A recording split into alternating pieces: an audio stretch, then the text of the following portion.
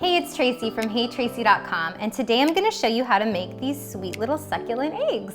They're a really fun way to celebrate the spring and especially Easter. Let's do it.